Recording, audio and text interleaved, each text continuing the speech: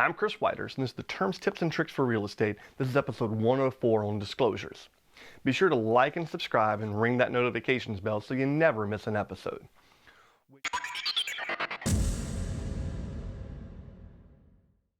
When you list or buy a property, there are a lot of forms that have to be prepared and signed.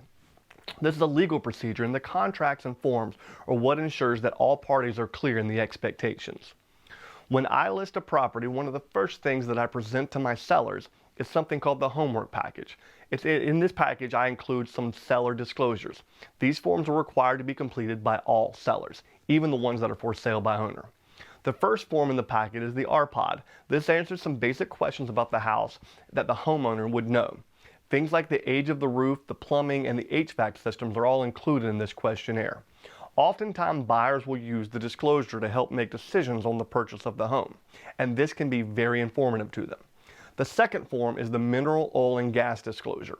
When you own a piece of property, you own it to the core of the earth, to the tip top of the sky, and everything in between. You also own any improvements attached to the land.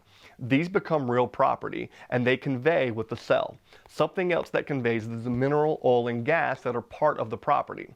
The MOG disclosure just states that the rights of those haven't been severed, given away by you or a previous owner. If the home in question was built prior to 1978, a lead-based paint disclosure is also required.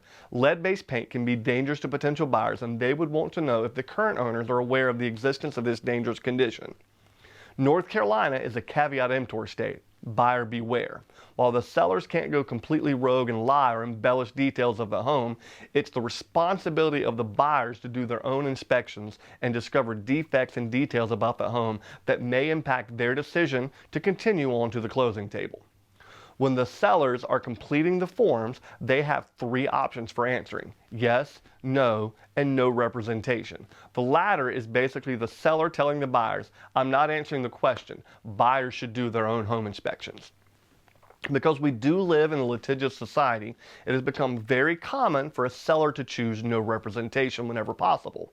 This doesn't necessarily mean there are issues, just the seller is using the form to protect themselves. It's very common on property that hasn't been a primary resident of the homeowner.